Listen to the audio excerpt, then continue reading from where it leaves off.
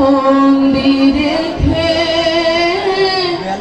করেছে পালন।